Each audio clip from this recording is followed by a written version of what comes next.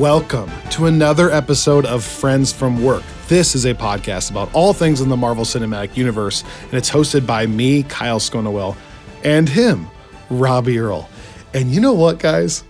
Today is a special day because we don't get very many of these, and we get so stoked for the initial reactions episodes. I first want to say welcome to our 1950s speakeasy vibe, if you will. 50s, 60s, little 70s. From this camera over here, a little bit looks like I'm interrogating you, like, you know, like the one light over your head, black. But well, but with the curtains behind you are very WandaVision, which is fitting, for the composer of the night. We'll get to that. Christoph Beck.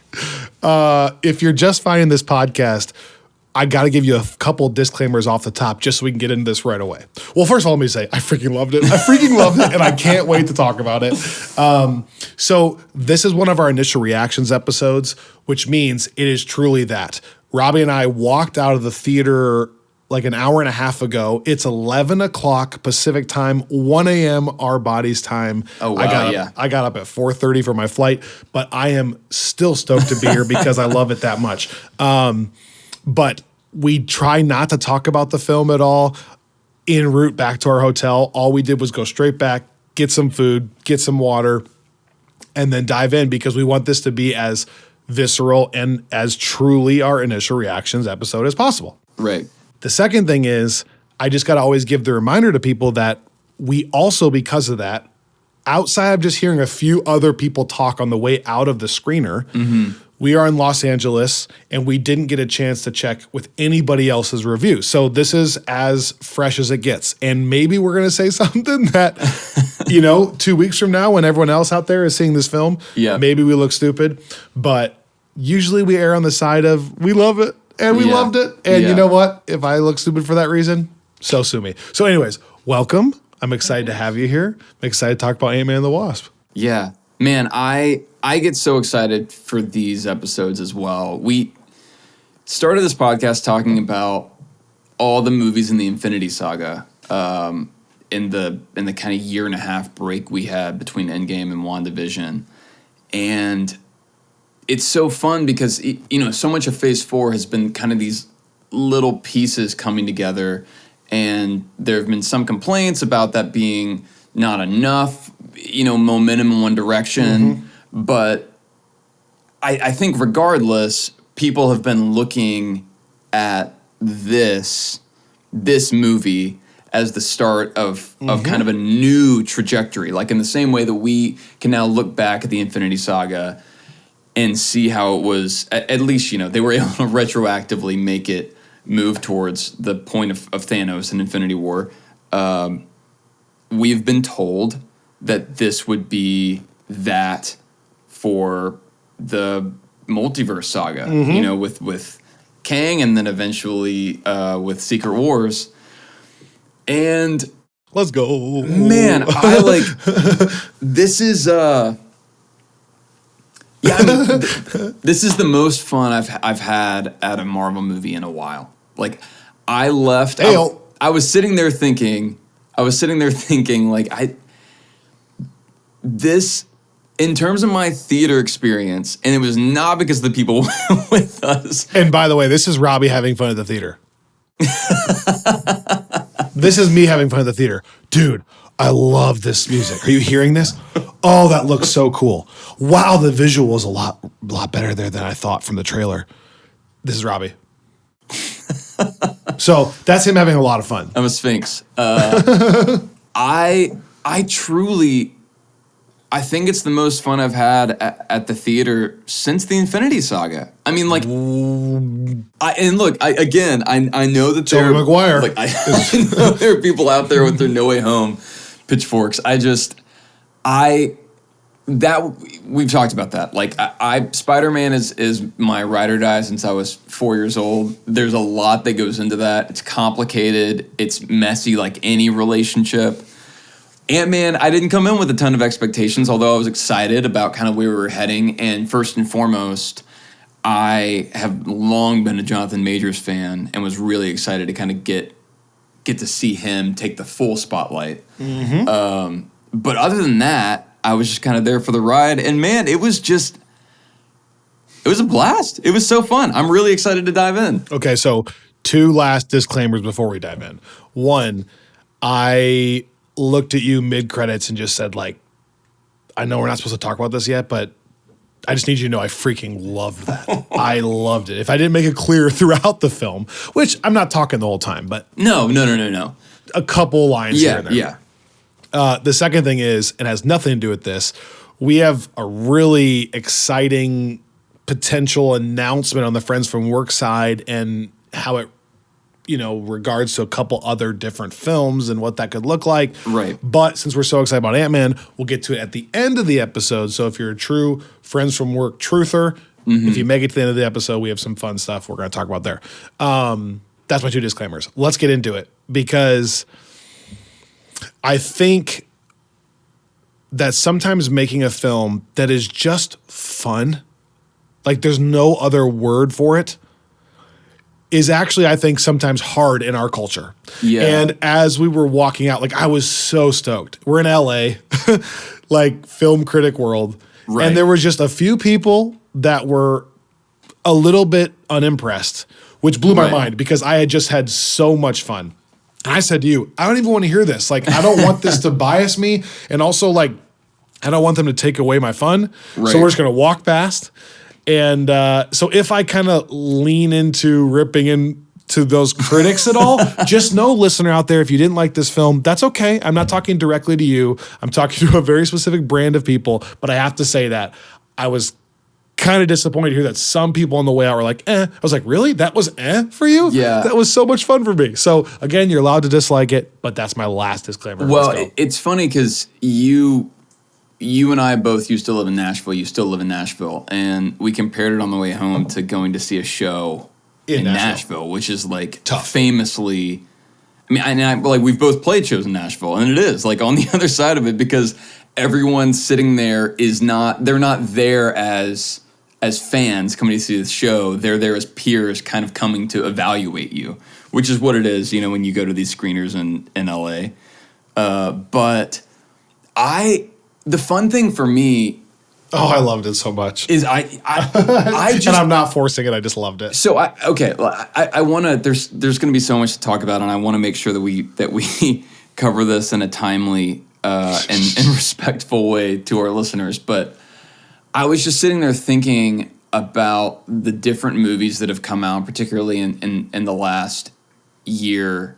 And Wakanda Forever is such a unique project, and we talked about that a good bit. Oh yeah. And it's so different from any other Phase 4, really any other Marvel movie, period, that I don't even really want to address it here. I'm more looking at like Love and Thunder and Multiverse of Madness as kind of being more tonally similar to this. I feel like having similar build up, both kind of leaning into comedy at certain points. And both of those films I watched thinking, I'm having a lot of fun. This is like, especially Multiverse of Madness, but in both movies, this is really goofy. This is a really like kind of dramatic swing, and I really love it, but I also understand why people would not. And I did not ever feel that way in this movie. It's the only people I think are going to be the like, I'm a critic and this is below me. Like, I don't watch films like this. Like, this was so dumb. Like, that's the only people I think that don't like that. What's interesting is, as you're saying that, I think that's this is hitting me right now. Like, so much of Phase 4 was amazing, but it was we're working through grief, like that side of it. Like, right. When's the last time we went to a film that was just strictly kind of for fun? Yeah. Like this for a lot of reasons felt like Guardians of the Galaxy 1 almost. Like, just like a fun time at the theater. Like Spider-Man, I loved at the theater. This is not better than No Way Home for me. But like, even No Way Home is so much of it is like Peter reflecting on things and struggling with it. This was like just kind of like a fun time at the movies. Anyways. No, I think, and I'm not saying it's better than No Way Home. I think that it was just like, for me, yeah, you're right. It felt to me like I was back in some of the best parts of the Infinity Saga in terms of just like the pacing of it. Like, it felt so sure of itself to me. Yeah, sure. You know, like there were things about No Way Home initially that I just had to sit with in terms of what they were trying to do with the mythology, and you know, again, it took more to process. But here, it just reminded me, like we were talking about this before the movie, and I was thinking back to the way I felt when I would leave a movie like Civil War, which is heavier in certain ways than this was. Although this movie had its, you know, like, I don't want to paint it as pure popcorn because it wasn't that necessarily. Although I did eat a lot of popcorn. Yeah, same. They gave us a free concession, and I put a lot of butter on that bad boy. It's like, and I'm feeling it right now. it just, I don't know. It felt like there are a lot of things critically that I'm excited to get to before we dive into that stuff, because there are a lot of folks that I think just turned in incredible work for this. I want to talk about some of the kind of obvious, like, we had a massive character introduced here, but we also had some, I thought, pretty big moments from existing characters and some changes, like you were saying, from the existing franchise that we've known for Ant-Man.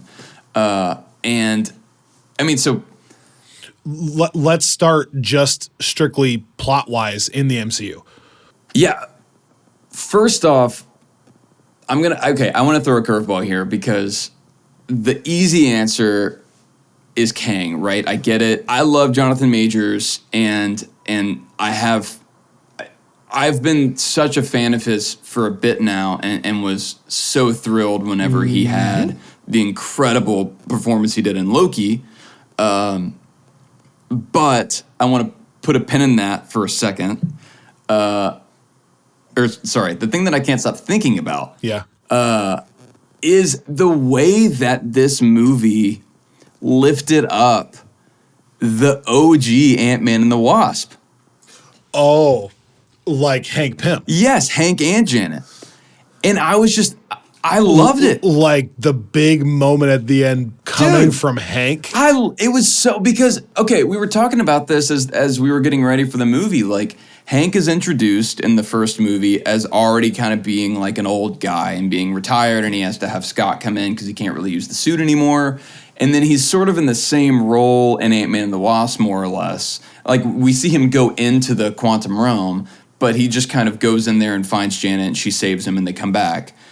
And I don't know. There was an interesting line, by the way, on that exact thing. Because remember, he like is losing his mind in Ant-Man and the Wasp. And sorry, this is in the actual story I'm saying. But they said something like, we should be dying. Why aren't we dying? Did you catch that? Because there was like an actual in-universe explanation. Oh, yeah. Sorry that I'm just missing this now. Yeah. But I thought that was interesting, because they were walking around the quantum realm without losing their mind. And like that was the whole point of Hank not being able to go back in anymore, is like he can't handle it. Remember? Anyways, is the idea was something that Kang was doing? Keeping them alive or something to get to Janet, maybe? Gosh, yeah. I'm trying to remember that. But yes, that's to have the redemption there. And then we're going to do this in our second section of this podcast. But I thought in general, Michelle Pfeiffer was unbelievable. Yeah. So like her performance was a standout compared to, I think, even the rest of the cast. Right.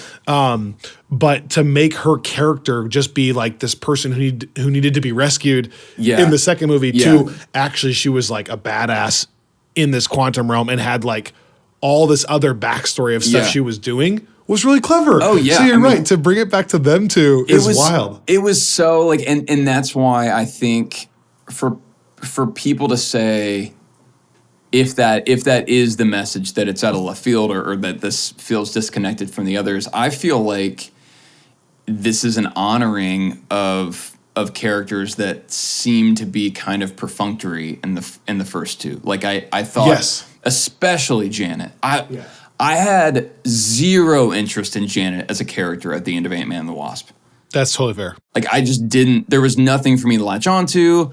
And then, like, the version of Janet that we got in this movie was, like, not totally different in that it didn't fit. Like, I saw the connectivity, and that's where I think this movie was genius is and I'll talk about this over and over again, the way that I thought it connected to the prior Ant-Man films and even to the just prior appearances of Ant-Man in other films, but also like built upon, and that's why like when you say that this has that Ragnarok effect, it's like what I love about Ragnarok is, yes, it does all this new stuff and tonally it's so different and you go to different places, but then you get that end scene where it's Thor walking to the throne and you get the same theme that plays from the Patrick Doyle score from the first film, and it calls back to the very first scene you saw with Thor, and it's like, yes, Taika is doing a new thing, but not in a way that is dismissive of the prior films. It's in a way that's actually incorporating additive and building upon. Yeah, it is additive. And I feel like this was that even more so in that, obviously Peyton Reed is familiar with his own work here. And I think that it's really, that is, to me, I know that like, again, the headline out of this that we're about to get to is the Kang stuff. But what I thought was particularly impressive from the Ant-Man side, like when we were prepping for this, we interviewed Al Ewing, who just wrote this incredible Ant-Man 4-part miniseries kind of going through the history of the character in the comics. And the character originally was Hank Pym. I mean, in the 60s, he was a founding Avenger, and now it's like by the time we got to Ant-Man in the which MCU, he pointed out how much he liked what Michael Douglas was doing as Hank Pym. Yeah, and I would be fascinated to talk to him now after. But yeah, I don't know. I loved that. I feel like that shows a respect for those characters and those performers, and that moment when Hank shows up with the Ant Army, I just thought was like pretty dope. It was so cool. The first like explanation of them like building like a whole advanced civilization was a little bit goofy, but I think that's one of the things the movie did so well was like all the parts that were, it's almost like, again, it almost was like She-Hulk in that the movie was so self-aware. Yeah. Like the way they're able to poke fun of Darren. Right. Oh, while still having it like work weirdly, like working in to be a MODOK thing, which like. Okay, well, so that's perfect because. But again, the self-awareness though is like they're saying like, yeah, the ants are going to save the day. We get that it's kind of ridiculous. Yeah. But then it ends up being actually like really cool.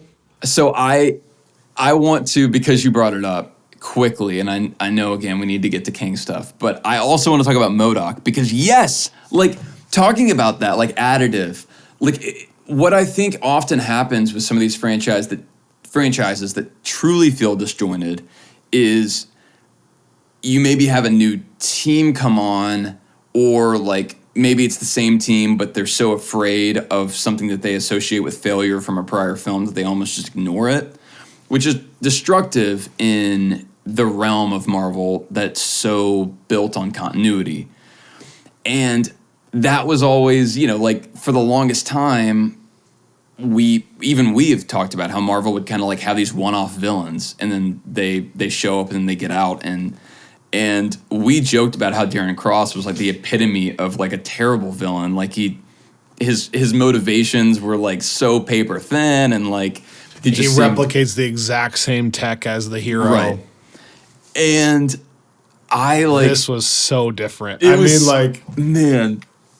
to me it was perfect in a couple ways. One, I'm an Avenger now. At least I know I can die an Avenger. You're one of the team. Yep. And then he goes, "A lot happened today." When he dies, I love. It's too late. I'm a dick. It's never too late to stop being a dick.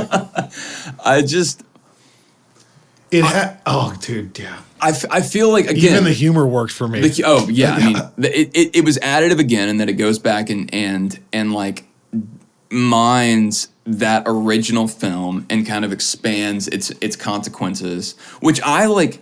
I love that because you do always like. I wondered, even my last time watching Ant-Man, not thinking about like the possible reappearances, which there are rumors about with Corey Stoll, but like I was just thinking, yeah, he does, like, we see Scott go to the quantum realm when he shrinks between the molecules. We see Janet do the same thing. Like, he doesn't actually technically die. Yeah.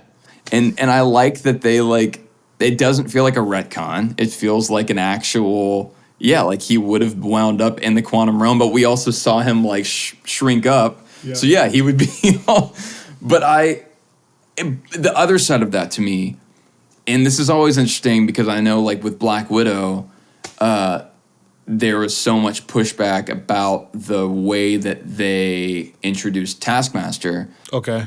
And not from us, by the way. Right. And I never really, as a comics reader that has read plenty of comics with Taskmaster, I didn't have a real problem with that because I feel like it's a character that has shown up in a lot of the things that I think people associate with that character have already kind of been done to death in other franchises anyway. People can, I'm curious to hear if people agree or disagree, I guess. But regardless, MODOK, we've had like the MODOK show with Patton Oswalt.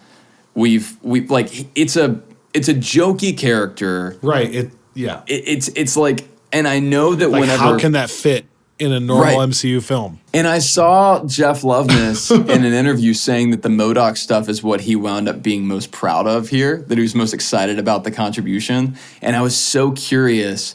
Like, how could that be? Right. Well, and there was initially some pushback because I think some images of him with the mask on had leaked. And of course, all the comics people, which I'm like one of, but I just don't get angry about these things. But everyone was like, "Oh my gosh, look what they're doing! Like this is what the MCU does. They take a comic design and take it into this like ridiculous, dumb robot thing." And and Marvel has it, like the MCU has a tendency of doing this really well. I think it's like this bait and switch where people get all revved up over nothing, and then it comes out, and they did the MODOK design, just like the massive face with like the baby arms and feet, and made with it some like really funny parts. I mean, like I can't remember them all off the top of my head right now with it being this fresh, but like I laughed a decent amount of times at that. Face to face. Yeah, it kept working for me. Okay, before we keep going into more shout outs. Yes. On the actual story front. Yes, yeah. You were talking about it finally being like a setup and like things starting to happen. I mean, the post-credit scenes, it's starting to happen. Yeah. We talked so many times, I think, during the Multiverse of Madness prep about incursions, which we heard again, that word here. So, hot button topic here. Yes. And then we talked about the Council of Reeds and like what that could look like. So to kind of see like him calling all of the Kangs together at the end felt like a kind of shout out to that too. Oh yeah. So again, my knowledge on that stuff is only from what you tell me, but it was kind of cool to see that was happening. And I think that's what makes this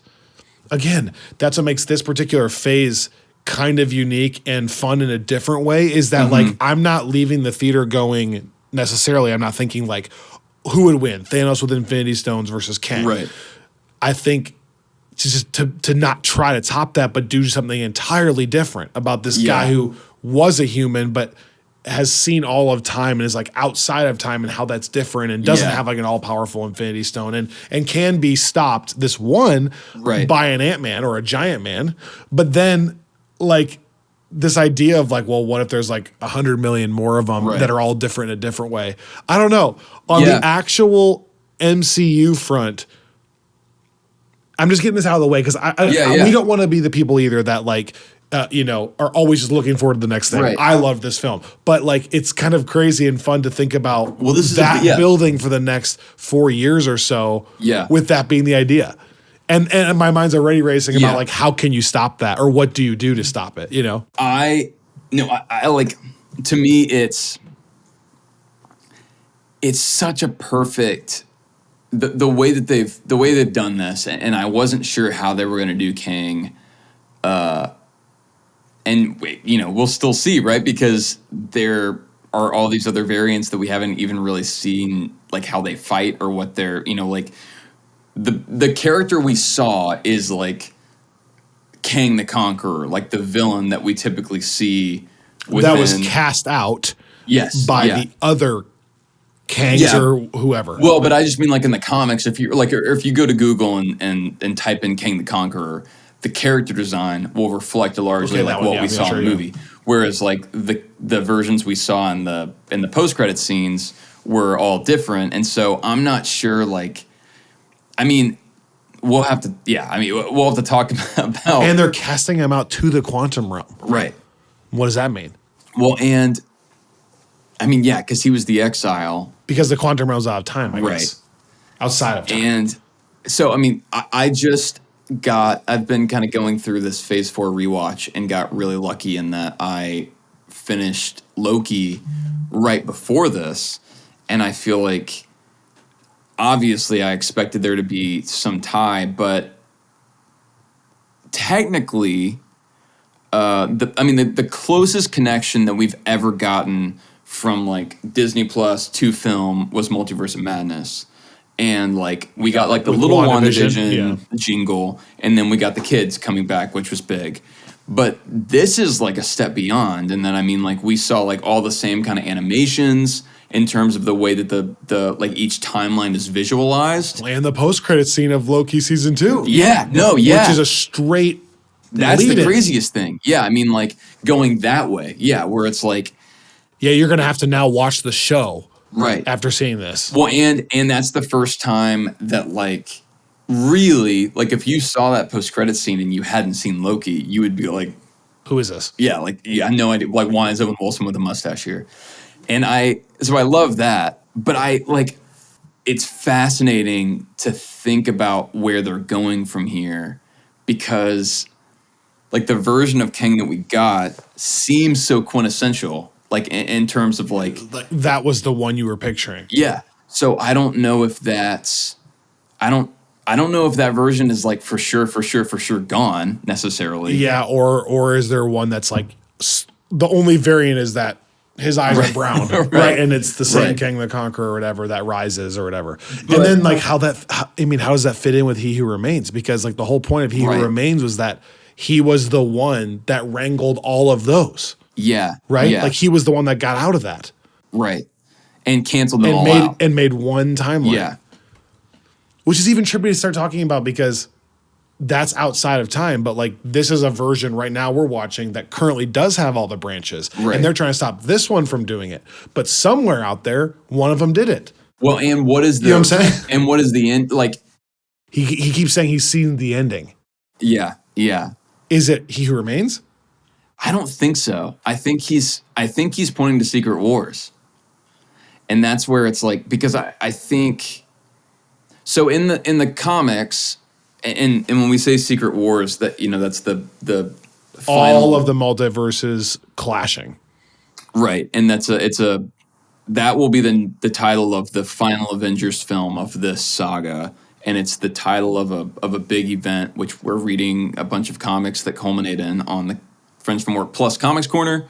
Sign up. So if you're curious, we have a Patreon with a lot of fun comics content, a lot of other content as well.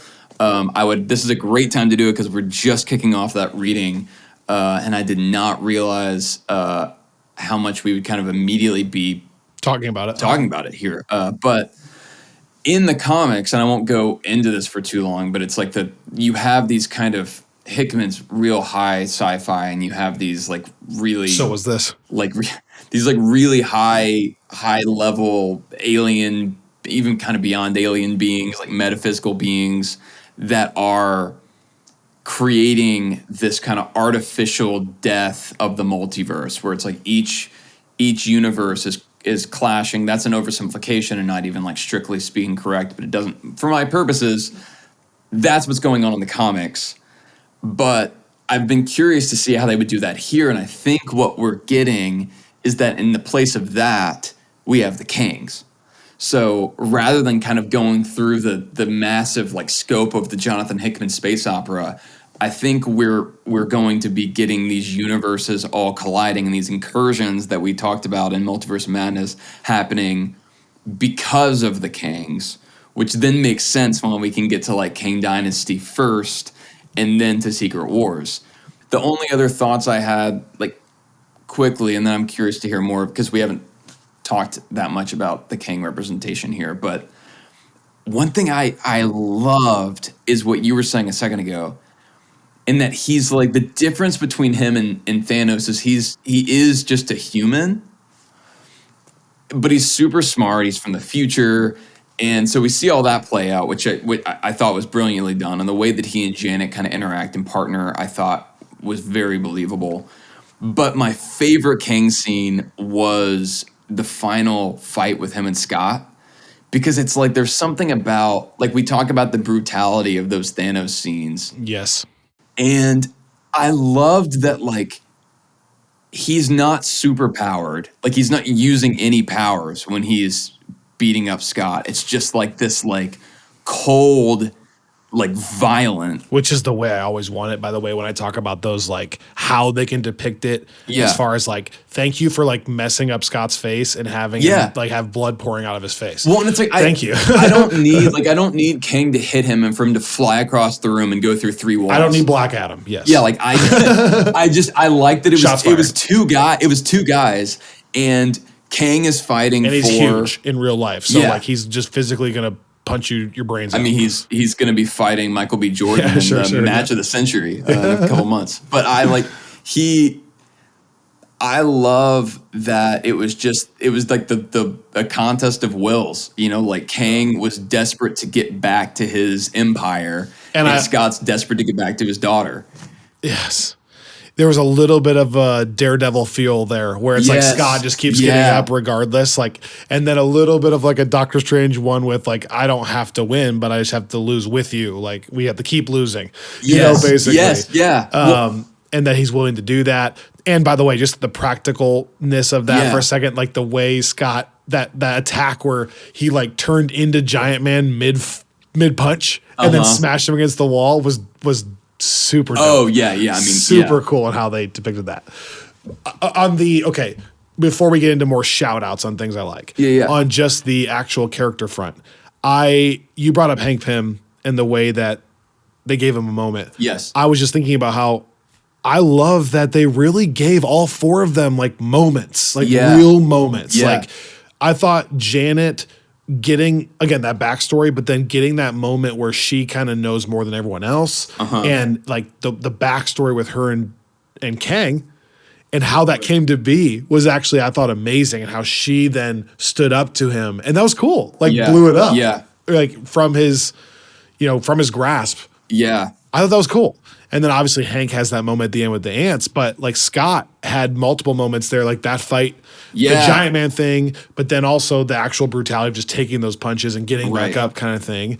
And then they like Hope got a lot of cool moments, how she came back with like the theme blaring and saving the day there. She also came in that crazy whatever multiple Scott realm and saved him there. Probability storm, exactly. So, and then Cassie had a couple cool moments where it's like where she's rallying the troops like Captain America style, and then the "don't be a dick" line. Like, she had some cool moments too, and then actually learning some actual physical powers as well. I love they intentionally gave us moments for each character. Well, Scott teaching Cassie the same way that Hope taught Scott, you know, like, but just like on the fly because we're out of time.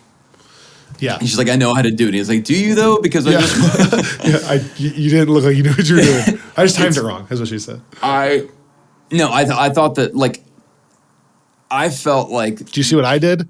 You're like this small. No, I couldn't see what you did. You're so right. Everyone, like, the Hope moment was dope. It was so dope. Like, in that moment, we talked beforehand about whether we thought there was a chance Scott would die. And I did not think he would until that moment with Kang, where I was like, I think Kang's about to kill Scott. Like, which is the thing that we always talk about. Like, can they make me believe? And I really, in that moment, was like, yeah, everyone got back. I think this could be it. Yeah.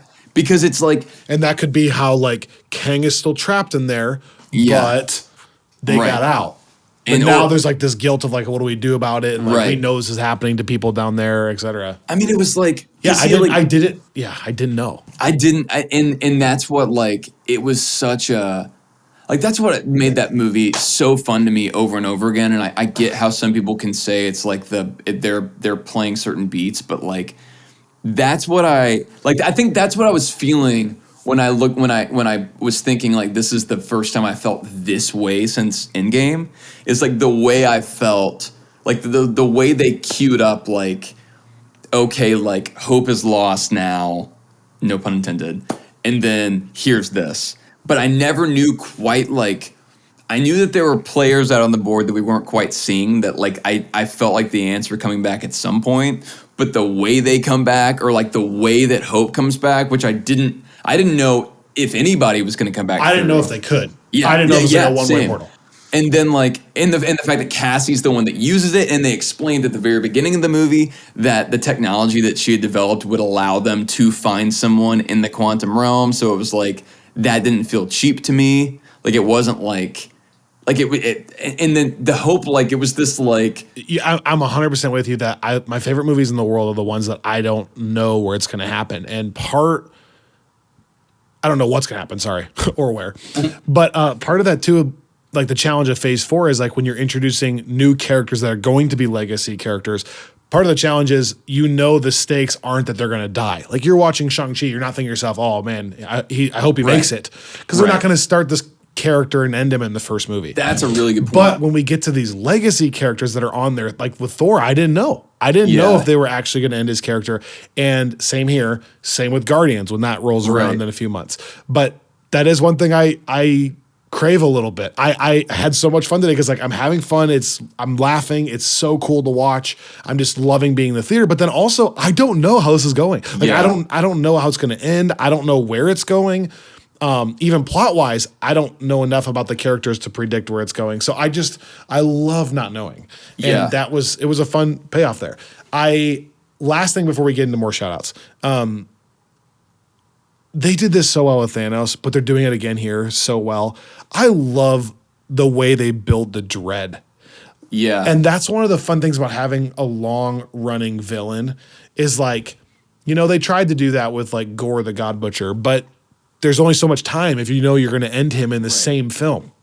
But the way, like from that conversation in Loki, which felt like really not threatening. Remember, like he's literally just sitting there and he's the one that's like, you can kill me if you want to. I'm tired of this. It's very not threatening. But then the way he says, see you soon, and like winks at her, Sylvie, that is. The whole like first, I don't have a timer, but 30 minutes of this movie where it's like every time they mention it's like he is coming. Or him. Or you don't want to anger him. Or he's still looking for her. He'll get her. Yeah. You can't avoid him. Like all this, like, and you're just kind of like, we know as the audience, but like the anticipation's building. And then honestly, like I even love the way they're handling that post-credit scene, the way Loki talks about him. Where Loki's like, Owen Wilson goes, oh, I thought you said he was a menacing character. And he's like, he is. And like they're building it up. It's almost like the way they do with Kingpin, right? But in this case, I liked what we actually saw too. But I guess like the actual entrance of him lived up to the hype they built. Yeah, but I still appreciated the dread they built. And okay, two things there. One, I think that I'm so glad you brought up Love and Thunder in that respect, because that's one of the weaknesses, I thought. Gore needs more time. Well, more time, but also more dread, like you were saying. Like, one of the things about the Jason Aaron comics that inspired that movie that I thought was so effective is the way that you have this character in the background that's like, you find all the murder scenes and you see Thor getting afraid. Yeah, okay. And you're like, who would make Thor afraid? And then it's Gore. But you have time to like, and that's what this movie did really well, that I thought Love and Thunder, by giving us Gore's backstory right off the bat, like, which we liked, but it did remove that. Right. And I think Taika did that for different reasons, and I think that those worked well for what he was trying to do. Okay, Thor apologist. But here I think that they cut off that pre-scene at just the right amount of time. Love and Thunder is becoming our new Dark World where we have to work it in. I know. There's always. I'm actually grateful that Love and Thunder got mixed reviews, because it gives me another Thor movie to defend. I'm grateful because now I know what I must do. That's true. I will shred this universe down to the last atom. But no, here, like, what I loved is that we got just that first glimpse of Kang as like a really vulnerable kind of like shipwrecked traveler. And then, and you know, like you said, like we know that's what we're coming back to, but it feels like it feels so earned when we finally get it. And then what I loved is like I said, he brings the same kind of brutality that Thanos brought. But one thing that without being a Titan. Well, and you know, like Thanos had this, like, I'm so powerful, I don't even need to really show it. Like, you know, like when you go back even to Guardians, right? Like it was very much like Vader. Yes. Yeah. It's like, and the whole thing of like, I'm going to wait and have other people do things for me. But it's like, almost like a power play on purpose. Yeah. But Kang, he's a human and he has a temper and he's like. And that's what we were supposed to pick up with the suit, right? Like all the stuff he was doing was the tech he had developed, like Tony Stark. Right. But it wasn't like he was extra strong to hold that, you know, from the ants or whatever. Right. Because then I think that was the point of like his suit shorted out, right? And then it was just a punching match. And that's why Jana was like, once he had his suit again, you know, even though he couldn't use his ship, he was back to this like. And just wanted to make sure that I was saying that correctly. Yeah, I mean, it would be like, and I even noticed some of the things he did looked like repulsor rays, and I love that because there's a comics history there too. Well, Kang is Kang is from like the 31st century, like Earth, like he's a human from Earth, and so he would be able to build upon past Avengers technology, and he would be like, he's not like Thanos where he's from some like distant planet and has come into contact with the Avengers. Like the Avengers would be his history. Sure. And so I like that, again, there are these like subtle but meaningful differences, but I just like that, like with Thanos, it was like he was nearly invincible just as a person. Correct. Whereas like Kang, basically what the Russos say, his skin was like impenetrable. Yeah. And then, you know, he could beat down the Hulk. Whereas like if Kang doesn't have his armor on, the Hulk could like rip him in half. And I think it's to be able to still build kind of a big bad, or, you know, like infinite big bads. Right. But, without it just being a power thing. Right. I think is really Black Adam. we gotta watch Black Adam on the plane. If you can't tell, hey, stay tuned for that later. But like, and that's one thing where like we've talked about, you know, right in the aftermath of Endgame. I remember you and I talking about Galactus and like these other kind of big kind of cosmic folks that they could be bringing in as villains, and the fear was always like, okay, well, do you just go for like Thanos was the most powerful being in the universe, except for you actually haven't met like Galactus. Yeah, and then it's like the Dragon Ball Z. And always then in 5 years, you'll be like, you met Thanos and you met Galactus, but you haven't met Lizard. Lizard. You haven't met Rhino. Wait till you see what Rhino can do. But I know what you're saying. Yeah. Yeah. So that's why you have to make it different each time. And what did we say? What did we say after Endgame? We said not only do they have to make it different, the threat different, but you also need to give us some time to feel the effects of what Thanos did. And they've done both things, which is like we've now had 2 years, you know, I don't know how many, 7 projects reflecting on Thanos. And even here, they reference the blip again in this movie still, in Phase 5. And yet, so they gave us the time and then also give us something, you gotta go a different route. You can't just go, there's actually Infinity Stones Part 2, like 2.0, that are actually stronger. And if you get those, you know, you can't do that.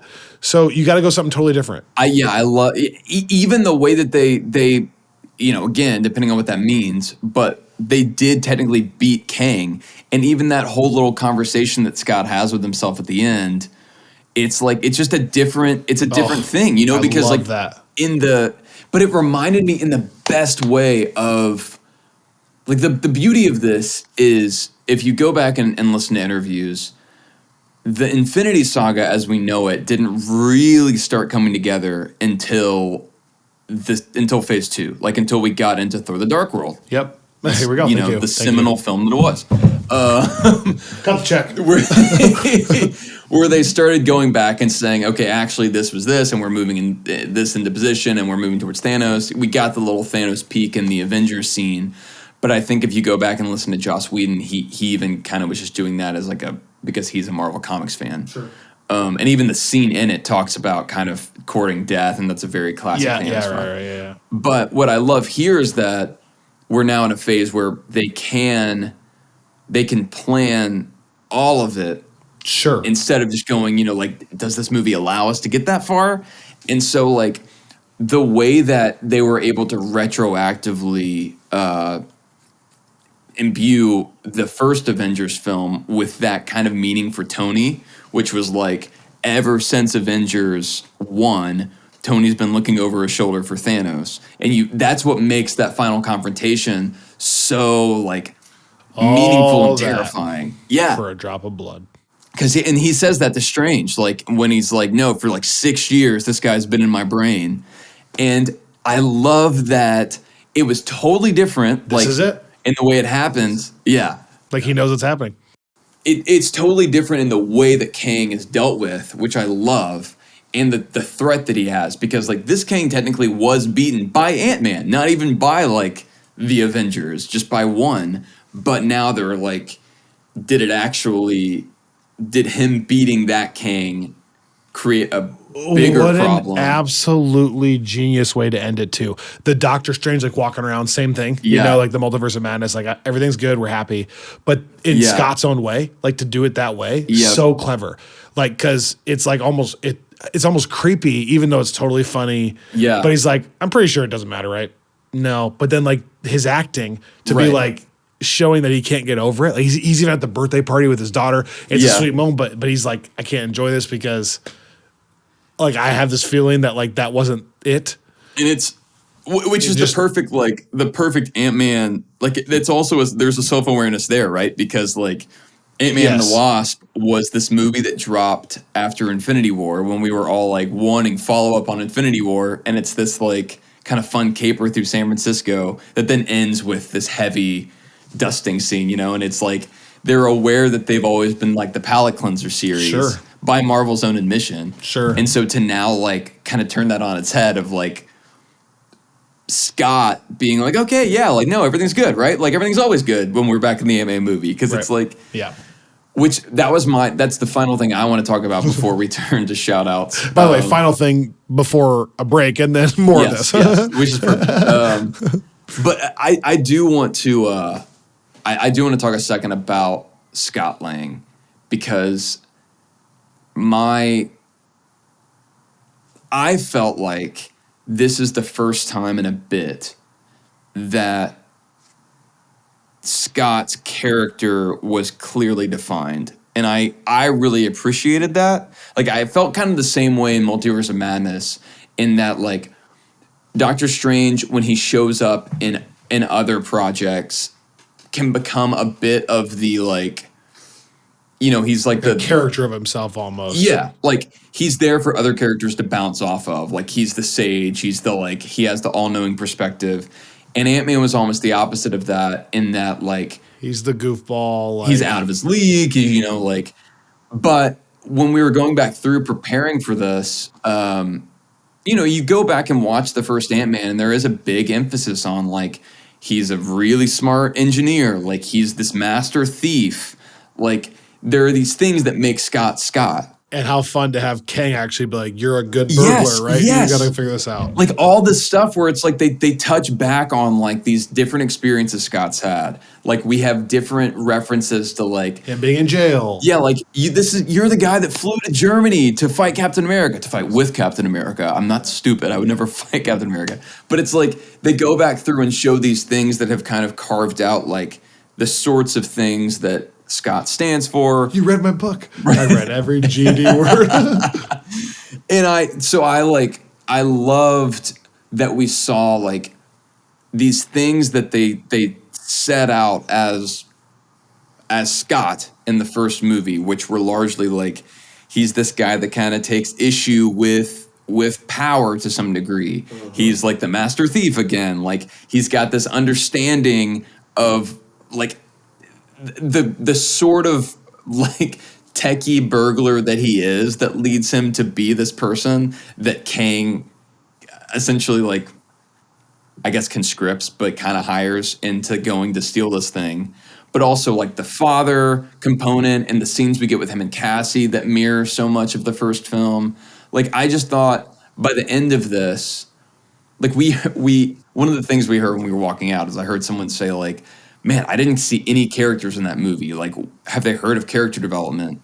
And to me, people are so dumb. that was just crazy because I was like, this is the first time that it makes sense that the character that you introduced in the 2015 Ant-Man movie has now, like, I see this. Like, I see how he's gone from being that guy to then being an Avenger for a second, then being in prison. And then proud of it. Yeah, and then, like, saving the world and, like, the way that they deal with all that stuff with, like, Thanos, which I thought was hilarious, but also, like, fitting. And it all, like... it felt so, like, because of all that, like what I was saying, and I'm not like, I liked the way Scott is represented in Endgame, so I'm not dismissing that. But it's just the way that, like, now on the other side of that, knowing the part he played, he also brings some confidence, where it's like when you see him in that final battle and he just kind of, he, like, has these moments of just going for it and taking charge and, like, what you're talking about, growing and, like, punching Kang against the wall. It's like, it felt like that version. Well, it felt like Scott Lang was fully realized to the point where if he had died in that final scene, I would have felt like, yeah, you know, like, that's earned. And kind of fun to actually see Cassie in a way portray like the young version of Scott, and Scott now having matured enough to be like, there are certain situations where we need to run, like, this is not our fight, we're outmatched, but then, like, times when we do need to jump in and protect somebody, and and she's like the really reckless one, she's going to jail for, like, wanting to do the right thing, and the way that he's like now influenced by the fact that Cassie's there. I mean, obviously that's the reason he kind of embarks on the whole mission in the first place. Okay, so much more of this, plus some shout outs on the critical perspective that we want to give after a quick word from these sponsors.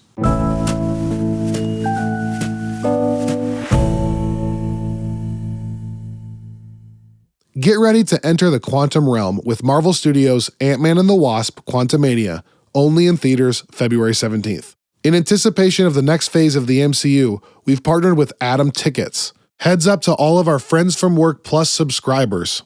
Head on over to our Patreon page and check out the exclusive $5 off ticket promo that we are running just for Friends from Work Plus subscribers. This is a first come, first serve while supplies last code that's valid through March 31 for $5 off a ticket to any movie at an Atom supported theater. One use per customer. Also, the redemption instructions for this $5 off ticketing promo are listed there on that Patreon page, and you can find a referral link to Atom Tickets in these show notes. Again, that's Atom Tickets. Check out the Atom Tickets app now.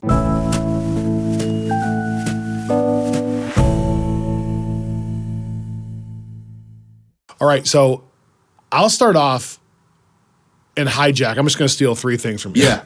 And we can just have a discussion because I know you feel this way too. First of all, I want to give a shout out to Peyton Reed. Yeah.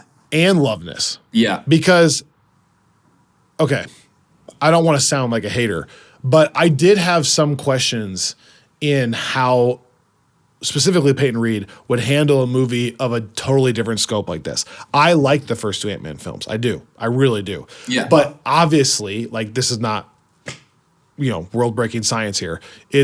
They're a little bit different things. They are a little bit of the palate cleanser. They are a little bit of a side story. I mean, one literally came out post a dusting. And then it was like, oh, and here's this, like, kind of fun. And I like it. I think they're executed well. But they're written by comedy writers. And I did not know, with Kang coming into this, with this being the third movie of a trilogy, how is that team in particular going to handle this totally different thing? And dude, in my opinion, kudos to them. Like, I feel like there were so many calls made that were just so fresh to me. I get it. There might be some people that think this doesn't feel like an Ant-Man film. It definitely had like a Star Wars, Journey to the Center of the Earth feel. I mean, the shot of Kang overlooking an army had a ton of Star Wars parallels there, and almost Guardians like in the new places and stuff, but almost dare I say, like more imagination. Now it's maybe not, I'm not saying it's more imaginative because Guardians maybe did it first, but they even stretched themselves beyond that as far as coming up with extra amounts of creatures and like the ships that are alive and then making the joke about like yours aren't alive.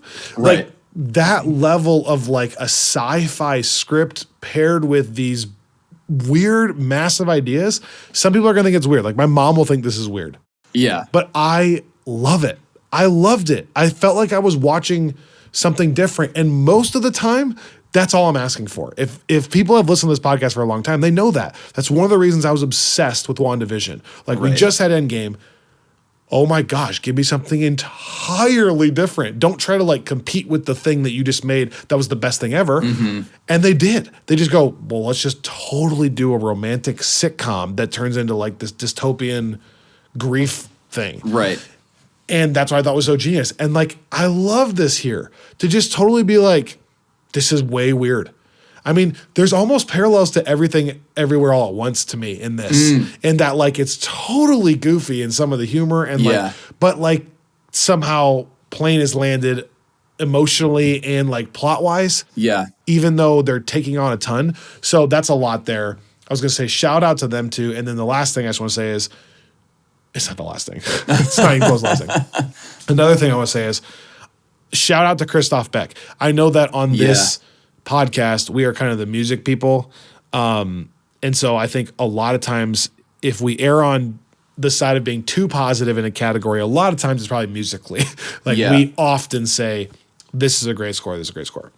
But I spent a lot more time listening to, especially our playlist on Spotify, which, by the way, if you're curious, go to Journey Through the MCU. We get nothing out of it, but if you want cool songs to listen to, you can find that on Spotify. Only satisfaction. Only satisfaction. We're proud of it. But as I go through that, no, I mean, there are moments in the MCU for sure that don't work as well for me musically. But everyone who also listens to this podcast knows that I'm obsessed with Christoph Beck. I mean, when we got a chance to interview him and we talked with him, and he literally told me, like, Kyle, you're so excited, Robbie can't talk. That's from his words. Quote, Christoph Beck. Robbie's not able to finish his questions. I love him so much, but I don't know if I'm taking crazy pills, but like Ant-Man originally was an incredible theme. Ant-Man and the Wasp was a score that improved on that. Yeah. Like, it got even cooler with the drums and the electronic stuff. He was adding the synth basses and whatnot. And then here, the way he took the same themes, but now made them super grandiose and like, he took a theme that was like, we're on a heist, dun, dun, dun, dun, and sneaking around, and turned it into like, I'm a super badass saving the world, and like, in like a sad way. Yeah. He truly elite, in my opinion. Yeah. Like, and I'm not just saying that. So my whole disclaimer is to say I'm not just saying that. This, for me, in the moment, I said to you 3 or 4 times, like, this is amazing. No, I kept Kang like, sounds, cool themes. It's just, so, okay. Shout out Reed. Shout out Loveness. Shout out Beck. In my silent, stone-faced watching, I was still, but I was still hitting you several times, which was just my way of letting you know that the score was. Now, we did get one question from a listener already from our initial tweet about, did he use He Who Remains theme, or did he use anything from Loki? And I'll just quickly give a 2-parter to that. One, I didn't catch anything, but I'm not sure now in hindsight I needed it. Like, I'm not sure there ever was a time where it was super appropriate, because it didn't feel like there was a ton of like direct correlation to that character in Loki. I get it. It's the same person, but like, you know what I mean? It never felt like I needed it in one specific moment. And then my second thing, knowing that I was one of the people that was like, I kind of want to hear him do it. Right. But so I wanted to hear him do it, but I didn't feel let down in that department. Yeah, I think that's where I am too. You know, that theme is tricky because it's the Loki theme that then becomes the kind of He Who Remains theme. But like, we're getting a Loki season 2. Well, it's kind of the TVA theme. Yeah, that's true. That they use for the Loki title card. Yeah. But I think it's called TVA. Yeah, that's right. Yeah. That's right. So it's like a kind of all a mix anyways. But yeah, but I'm curious to see how much of that, like, I wonder if that's because the reason I say this is Beck is famously within this podcast, good at pulling from other themes when it's appropriate. Right. Go watch Hawkeye and listen for Yelena. Yeah. Listen for Even for You from Infinity War. He in the very first from Endgame. Or both. both, yeah. Sorry. Even in the first Ant-Man, before, like, this was the craziest thing to me. We had Henry Jackman on the podcast, who scored Captain America, The Winter Soldier, and Civil War, and also Falcon and the Winter Soldier. And he talked to us in the interview about how in Winter Soldier, he had crafted the first part of what he always intended to be the Falcon theme if he ever got a chance to fully play it out, not knowing if he ever would. Yeah. And then how he, by the time he got to Falcon Winter Soldier, that becomes the theme song for that show. And all of our interviews are available on YouTube. True. The Henry Jackman one was especially fun in that he just let us talk to him for way too long. Like an hour and a half. And his piano gets involved, and it's crazy. Yeah. But the craziest thing is, after that interview, I was watching Ant-Man and heard that little snatch of theme where it's like there's a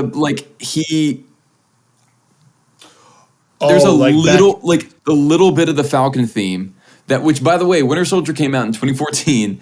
Ant-Man's 2015. It's not like Falcon was this character that had like any level of following within the MCU. You're saying Beck typically does respect that. Yes, really already Beck was like, okay, I'm going to make a point to like pull this theme in just for the little like Ant-Man Falcon fight we get there. And then from there on, it's like we also got the Avengers theme in Ant-Man, and then all these different projects, WandaVision, like He's also as good at creating his own, though, because like Wanda's is. Yeah. I mean, like, but man, I totally agree. It's so good. All I can really do with a score on a first initial reactions at a screener is how well did it move me in the moment emotionally. Because I don't have any other reference yet. I don't have it on Spotify. I can't go back and check it. And as far as that, it checked that box huge. Like I loved what he was doing musically on my first watch. As the score is released, we can get into it more and kind of see how it fits with everything else. But I just remember in the moment. Oh, yeah. And I've been wrong before. Like I commented on how I didn't feel a ton of the music in Thor Love and Thunder. And now in hindsight, listening to it, it's amazing. So I've been wrong before. But it was amazing in the moment. What did you think about just kind of Reed and Loveness in general? Yeah, so, man, the sci-fi of it, I mean. This is what I've been excited to talk about, because talking again about Multiverse of Madness, Waldron wrote and was the creator for Loki, and Kate Herron directed, and having just rewatched that, I'm reminded of kind of how steady of a hand Kate Herron had, and how well that benefited Waldron's writing style. Like if you watch the balance, the premiere and the finale of Loki, which Waldron, I don't think you should just credit those. It's just that those are the scripts that he wrote, but he's the creator of the show and wrote the story. But like those just are the real showcases for, I think, like the way that he works with certain directors. And I think we had this conversation after Multiverse of Madness. Again, I really enjoyed Multiverse of Madness, recognizing that it was chaos on some level, and it was sort of like, it was campy chaos, like, because you had this kind of film that was in development, and then Waldron and like Raimi came on board, and COVID, and it was just this like they started over. Yeah, you could tell they got into a room and they just started hyping each other up on their like crazy ideas, and you could tell that Waldron gave Raimi a script, and Raimi was like, "This is crazy, and I can make it even crazier." It's kind of like we talk about with Gunn and Marcus and McFeely as well, right? Like you can tell when there's a moderating voice in the room and when there's not. And that, dude, I'm just thinking, like, I wonder how often that's the case with so many things, Yeah. Like maybe part of the reason The Last of Us is working is because it's not just the game maker, it's also Greg Mazin. Maybe they have a different, push and pull on that. I think that's hugely important. And that's one thing that you and I were talking about this hours before the movie, is I was like, okay, on the one hand, you So you're saying Loveness comes in as like, let's do sci-fi, Yeah. trippy, quantum realm, weirdness, creatures, ships. and And Reed's like, okay, great, but we got to still make it focused on Hank and Hope and Right. Scott, and Scott still misses his daughter, and maybe there's that. because it's like if you're talking to me about directors in a vacuum and you ask like to the extent the average person on the street is familiar with these directors, if you pitch them Sam Raimi and Peyton Reed in terms of which director you're more of a fan of, they would say probably Sam Raimi, in that he has a following, he has people that like know his directorial style. But yeah, I think Peyton Reed has like all these other scripts for these films have been written by a collection of people. The first one was especially kind of modeled together because it was the Edgar Wright script that was supposed to be directed by him, and then it was kind of torn apart and rebuilt, and so it's like So this movie also, also has history. and this is the first time that we have a script written by one person, so like Multiverse of Madness, but instead of the And what else is he working on? Loveness, Kang Dynasty. Okay. Okay, that makes sense. So that's the interesting thing is we have these two kind of higher up Rick and Morty writers, alum, that Waldron is doing. He did Loki and then Multiverse of Madness and is writing Secret Wars. And then we have Jeff Loveness, who wrote this and then is going to be writing King Dynasty. So, I mean, it's really talking about Marcus and McFeely. That's the guy. Those are the guys right now, like in terms of where we're heading. And I think it's fascinating because I love both of their humor is really funny to me, and I love how kind of big and weird their ideas are, and how I think well those fit within the Marvel Marvel universe. They need that director. Yes. Like that Secret Wars director is going to be so important. Well, and that's why, like I've said, and we've talked about different folks. Like, I think someone like a Coogler, like that like I don't. It'll be interesting to see kind of as we see more directors show up, like, or maybe like a Shackman, or like something someone different. Yeah, I mean, I think that here is just from and again, we'll see what critics say and how that changes things. But like, I will say one thing I respect. This is an aside, I guess, but one thing I really respect Kevin Feige for is Waldron kind of got a little bit ripped apart for the Multiverse of Madness script. Like, as much as I ever remember a particular writer being called out for a film, like I guess a writer, everyone easy. But I feel like people aren't normal. Like I never heard people be like, Thor: The Dark World, man, Marcus McFeely really screwed that up. Like, they all blame the director. But in Multiverse of Madness, people were like, Sam Raimi, A+, Michael Waldron, bad script. And I love that Kevin Feige was like, okay, well, yeah, you get to write Secret Wars. And it's the same thing he did with Marcus and McFeely, right? Like, because they had Thor: The Dark World, which everyone says is like the worst Marvel movie ever, and then they get brought back to do Winter Soldier and then Civil War, and then they wind up writing Infinity War and Endgame. Like, my aside being, that is the thing that, like, whenever these companies are super reactionary and short-sighted, they're like, oh my gosh, like, this didn't get a good review. Like, I'm gonna like let's back up. And then they never have the wherewithal or the gumption to like stick through and follow a plan where it might be going. And like, again, if Kevin Feige had after Thor: The Dark World been like, well, this was a disaster, no more of these writers, then we wouldn't have, I mean, most of my favorite movies in the MCU were written by those guys. And so I really, I appreciate, like, that is a unique thing, I think, within a studio. But I do, like, that said, I think that this is an instructive thing. Like, having a steady hand on the wheel, like Peyton Reed's, and then a kind of crazy, like, all over the place writer like Loveness gives you, like, I thought it was the funniest Ant-Man movie to me personally. And I know some people might disagree because I know it's super wacky and like the MODOK stuff, your mileage will vary. But I love it because it's Doctor Strange. there are moments where it gets away from itself a bit. And I thought that for as wild as this gets. Yeah. Yeah.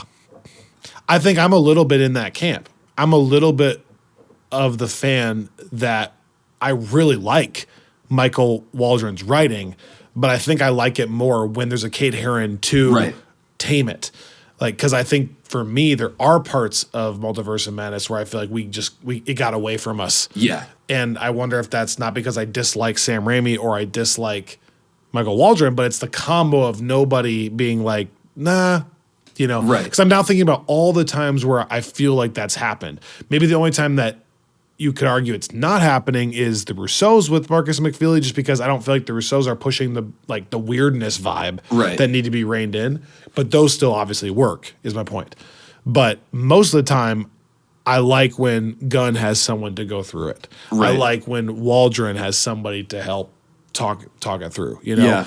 But I think that's why, I guess, in summary, why I'm still really impressed about this film, though, because again, I'm not going to rank it yet, but I really liked this. Yeah. Like, I need to watch it more times, and I'm sure with a movie like this that I like this much on the first viewing, it might go down on a couple watches, but this would be high up for me already, is my point. Yeah. Like, this would be up there already. There was so many Ragnarok parallels where I say, like, you took a character that was doing something for not just his solo 2 films, but also was doing kind of the same shtick in the other appearances. And then someone came in and said, we need to totally shake it up. And in both cases in that, with Taika and Loveness here, I felt like it worked. Like, the shakeups were all the right calls mostly.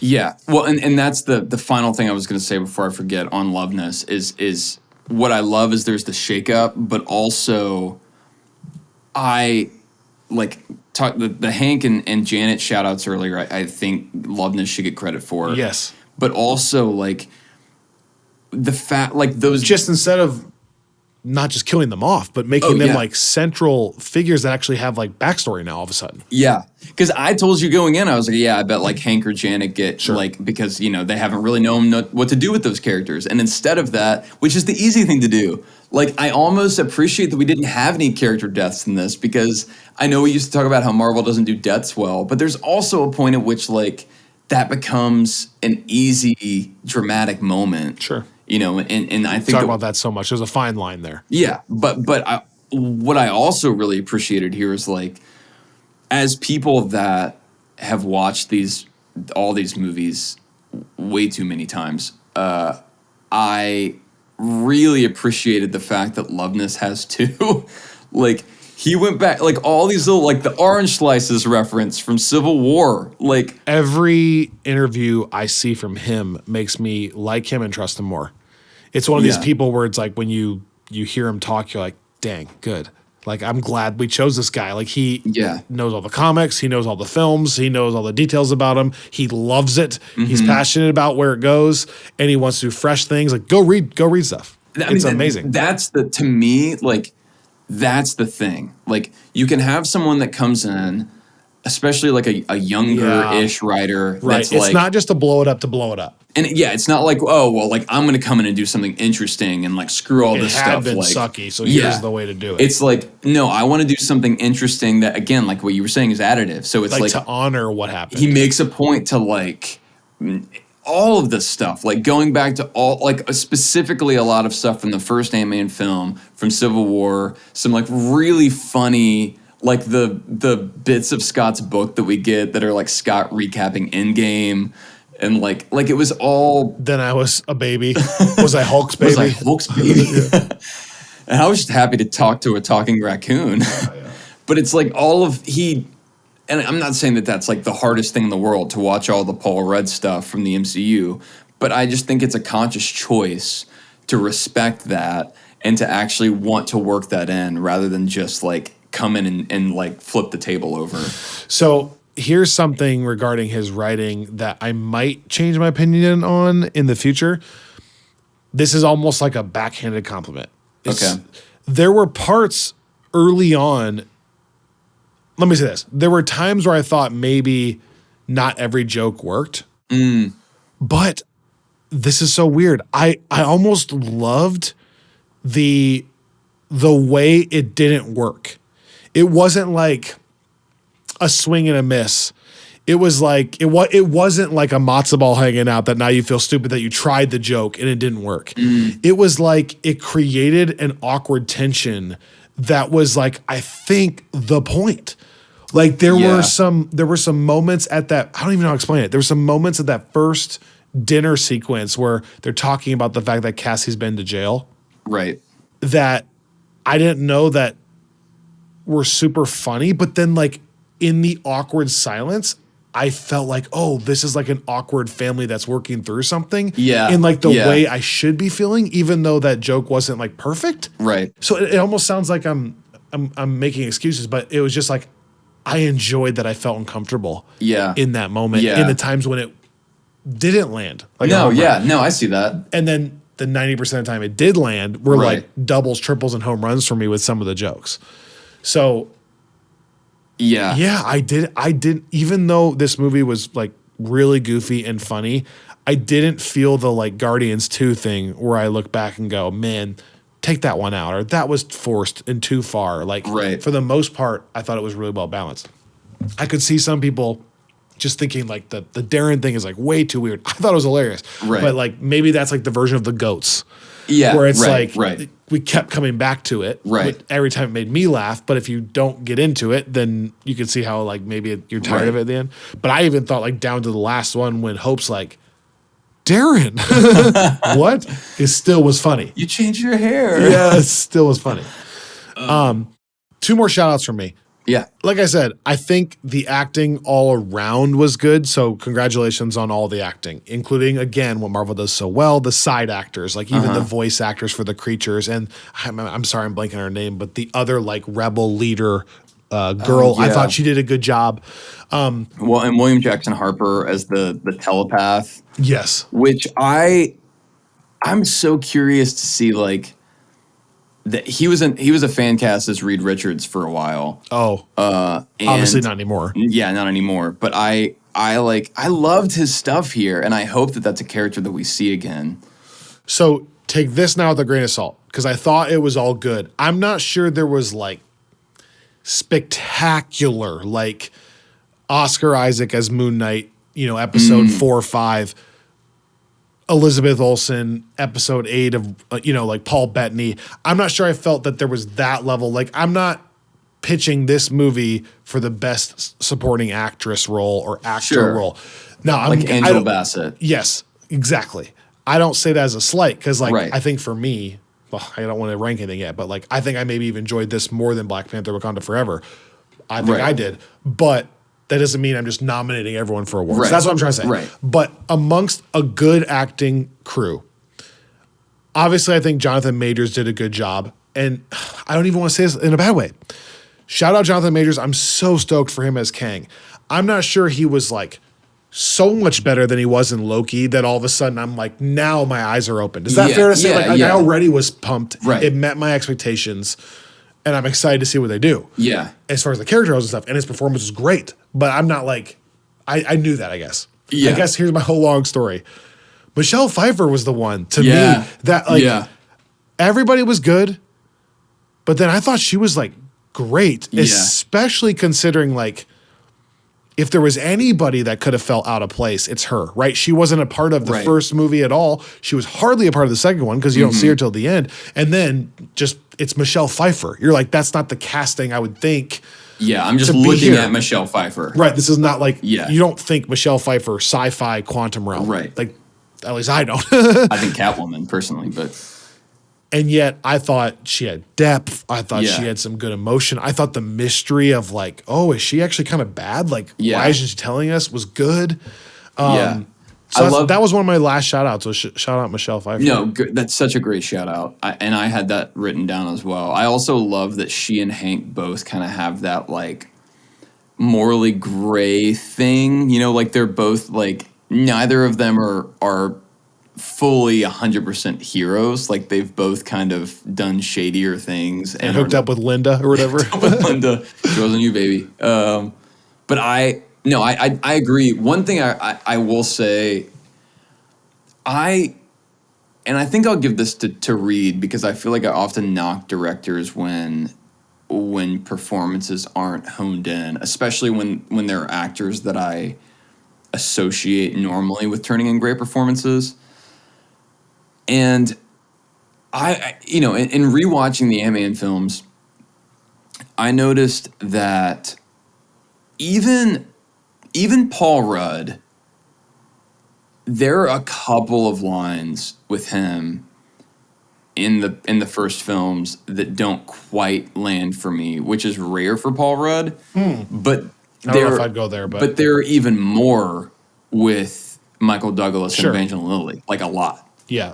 And sure. there were none of those in this movie for me. Like that was the biggest thing, and I don't know who should. I mean, they obviously get the credit in turning into performances, but I also feel like Peyton Reed really dialed something in because what he was getting out of if them. we're gonna criticize him, you gotta also give him credit. Yeah, it's like a sports golden rule. I really feel like I've come to expect, and I think this is part of why my expectations were a little bit lower, is I knew that we were going to get a decent amount of, and I love Michael Douglas. Like, American President is like one of my favorite movies ever, but this is not his legacy role. Right. Like I've felt like Michael Douglas has phoned in a good bit of his MCU work, and I did not feel that way in Quantumania.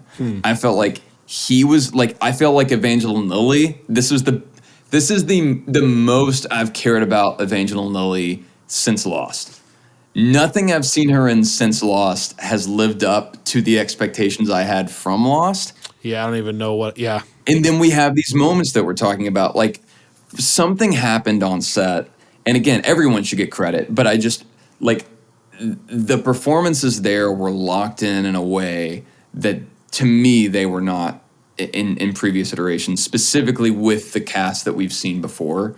And so I was like, maybe that gives me maybe I'm biased now in the other direction, because I think I was maybe a little bit more negative on those performances than other people were in the first two. Yeah, sure. Me too, probably. But I do feel like I don't know, it was weird. Like something, Michael Douglas especially, I just thought like really like woke up all of a sudden and started turning in some like A+ work here.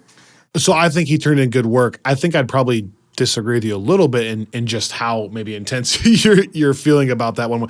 Like I don't think he's great in the first two at all. I don't think he's bad. I just, when I say phone it in, like I don't, sure, you can. I phone things in all the time, and hope, I'm phoning this right now. Like, but I don't mean like I think when I say that I mean like he got by. I just don't think I've never talked to someone after watching the Ant-Man movies and heard them say, you know what I loved about that? Michael Douglas. You know the only person who's ever said that? Al Ewing. Al Ewing. That's true. He pointed that out. That's true. He avoided your Scott question to answer what they're doing. That's true. That is true. I have heard that from our Ant-Man creator. My last shout out, at least at 1 a.m. here in California, is and I could be wrong on this. Again, maybe people are going to crush this, but visually, I mean, there were a couple sequences that felt like, I haven't seen the new Avatar, but almost felt like Avatar when they're like riding that creature and the camera's panning, so they're almost like going downhill. And it's like the wing of the creature was going through water. Yeah. It was like really colorful. And I thought there were sequences that were spectacular. Well, and Beck's score, like I thought was the thing. Like the visuals paired with the score was like magical in those scenes, especially. I guess it's like we've talked about this before. It's almost multifaceted. Yeah. Where it's like, yeah, the music, but the actual technical nature of the VFX, like how is it going? Right. And then the actual like creativity of the world building of the visuals, like so then there were times where I thought all those matched up. Like it looked really believable. Like the actual effects were animated well, paired with an awesome song, paired with it's actually just really creative. Like the creature they're on, what the waterfalls look like in the background, the ships they're flying by. I mean, dude, even the visual of when Michelle Pfeiffer is first, like one of the first sequences of the whole movie, she's in like her little hut Yeah. and she sees that ship crash and like there's a dread on her face and the way she runs to it like that. If you remember that, it looks like there's like holes in the galaxies kind of. It's all just creative and I thought a lot of it looked really good. No, I totally agree. I think I kept thinking about the visuals throughout in terms of I told you this. We've had Dan Gavazdan on our podcast before, and one thing I always hear him bring up is how interesting is the location, like the set design for where some of these fights are taking place.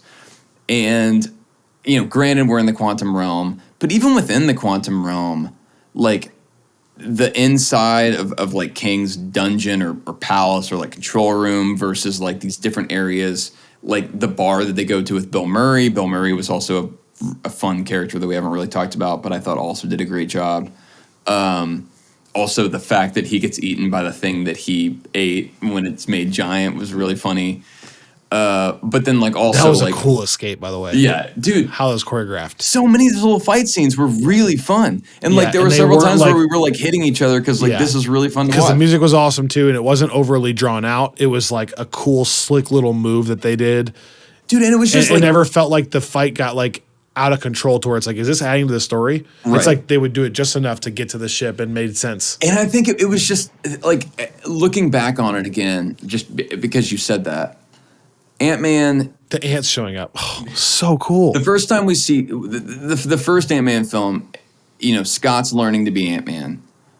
And then the second one, Hope has become the Wasp and is great, and Scott's using the joke is he's using the suit that doesn't totally work. Right. We only got a bit of him in Civil War. Sure. We don't get a ton of like Ant-Man stuff in Endgame even. Like it's more just him bringing the time travel tech. And so this is the first time I feel like we've really gotten to see like Scott and Hope like on their A game, like going for it. And without Scott being able to use ants, which is interesting. But then they redeemed that part by having basically whatever Gandalf on the fifth day show up with, look to the east. Yeah. and I love that being like Hank's thing because it's like that has always been Hank's like little weird and like they give shout outs there. But like just those little fight scenes, like there were so again, I want to call out Evangeline Lilly on like I just never quite bought it in the earlier films. And then here I'm like I was rooting for her like up and down in this movie. I think she's a lot better in the second one than the first one. She is, yeah. One of the biggest things going against her is that her nickname is Jellybean, which is just a terrible nickname, objectively. Peanut, excellent nickname. Call my daughter Peanut all the time. Jellybean doesn't work. See, my wife and I hate it when she's like, my little Jellybean. I'm like, stop. It doesn't work. Now also, she's like to have a child so I can call that child Jellybean. Children's names power rankings list. Peanut 1, Jellybean like 76. Do you call your child Peanut because of Ant-Man? I don't know. But that is my go-to nickname for Violet all the time. It's in your brain now. We've been podcasting longer than you've been a father. So I have to believe. As we wrap, do you have anything that would fall in the like questions category? I mean, I'm sitting here thinking, like you were talking, I'm thinking like normally this is when we would do like a what doesn't work or a like a question, like what's the lingering question. I don't have much. And then I'm thinking like I'm going through this whole like metaphysical thought process where I'm like, does that mean I'm saying this is a perfect movie? Like, I mean, I don't think it is. I'm sure I'll find things, but in the moment, we'll reflect on it. But that's the joy of this, right? Like I think that's why I'm so high on this is it's hard sometimes when you go to these and you're thinking critically and you want it to be certain things and you don't want it to be other things. And this movie just hit that sweet spot for me of being a ton of fun. And yeah, later we might come back and find some issues, but this is not an issue. I mean, I would say that I was never like moved to tears by any of the emotional moments. Like I thought they were well done and they were fun, but like I'm not, Last of Us choked up. I wasn't there ever for me. But was it ever trying to get I don't you know. there? So then maybe that's what people say is the lack of story, is like something like that. Again, I'm trying to think of a reason it's not. But see, perfect. I would say like I did feel like that final scene, like I was saying, where I thought Scott was going to be killed or just at least like separated from Cassie again, and like I felt that like I wasn't like moved to tears, but I don't think that it was supposed to be a tear worthy moment, but I did feel. I felt very emotionally invested and I like, did too. you know, like whenever he like breaks Scott's arm almost, and it's like, but I think it was more Infinity War feelings for me than it Yeah. was like Endgame, I should say. I think if there are people out there listening to this right now that didn't like it, I'm guessing it's just that in general, you maybe weren't going to like it. And what I mean Right. by that is like maybe Ant-Man as a character is already like a line too far, or you like Ant-Man as the palate cleanser and you don't want Ant-Man to have to carry any like heavy lifting. you like Ant-Man as the like accessible. And or I'm just thinking of like my mom, where it's like she loves the first two Ant-Man movies because she loves like the relationship between him and Right. Hope, and like the more Hallmark it gets, the better it is for my mom. So I'm thinking like this is probably just too weird for her. So like there's probably people out there like that. But as far as like Ragnarok, if you are at all willing to embrace the genre they're trying to accomplish, it is near perfect if you are in that realm already. And then, I mean, in general, we say this every time. I just want to end on this. Like, I loved it in the theater. And then we're walking out and we overheard, literally just as we're walking, a couple different groups of people being like, or like, there wasn't, like you said, there wasn't much story or character work. And I'm like, that's like literally all I heard, like 3 people. So maybe this movie has 2% by the time people listen to this. I don't know that. But I just, 2 things. I'm reminded of like, first of all, I didn't feel that at all. I loved it. And I'm kind of like, how can I be so different from this person next to me as far as like how they're perceiving it? And the second thing is like, and I don't say this to belittle that person as a human being, but I don't want to be like that.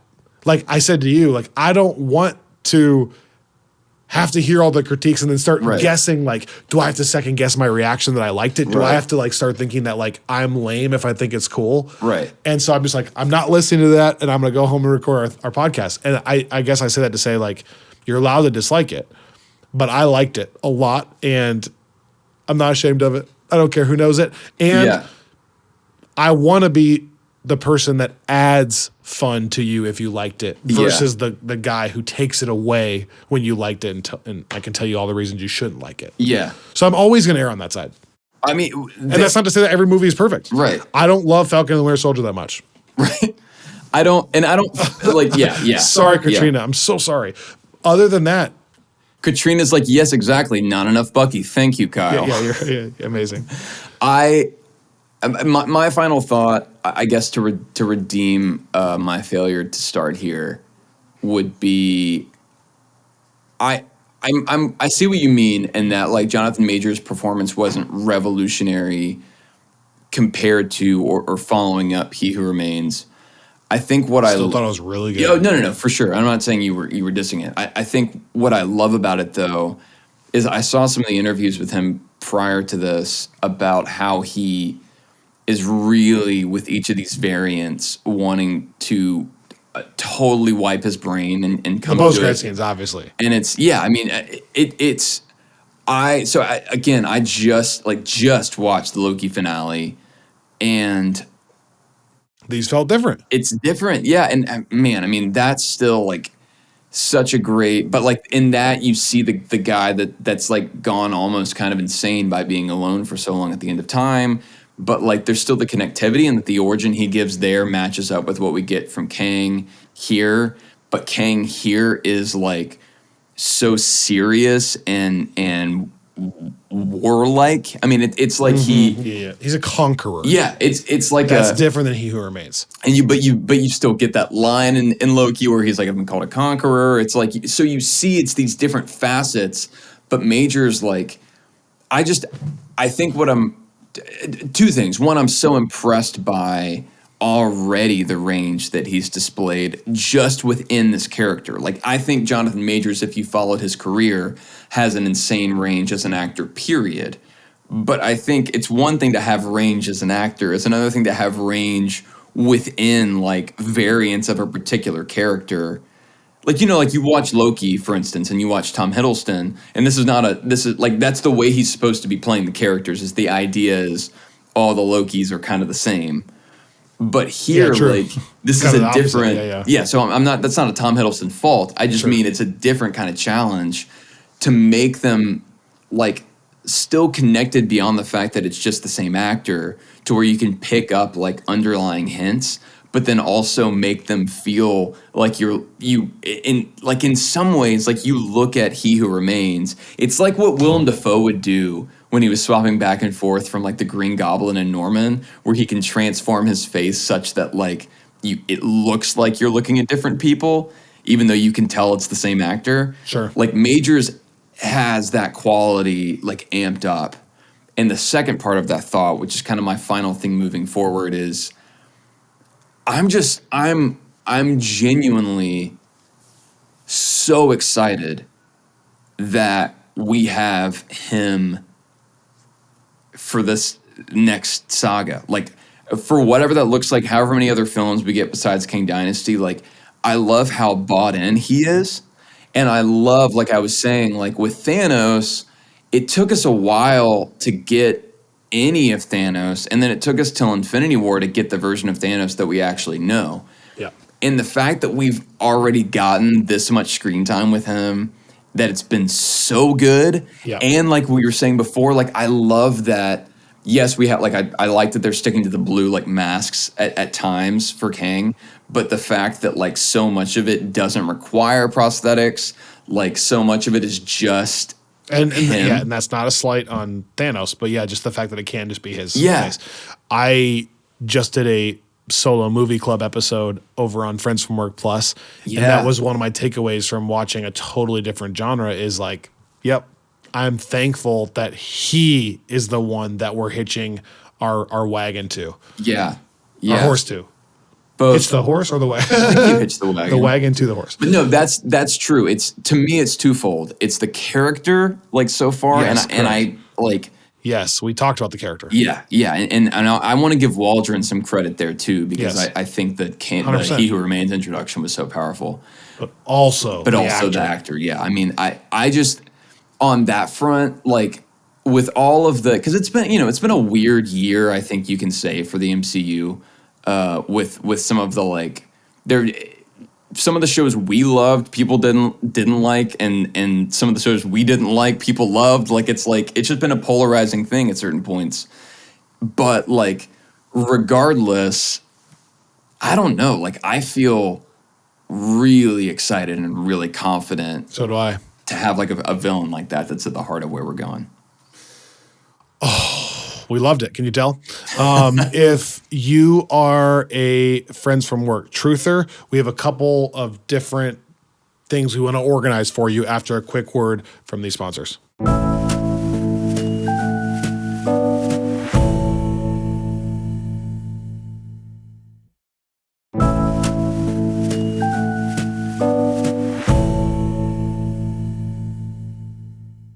All right, just as we're going to get you out on this, Robbie and I have had a lot of downtime since, like, Wakanda Forever was mid-November, and then we didn't have anything all of December or January. Now we're in February.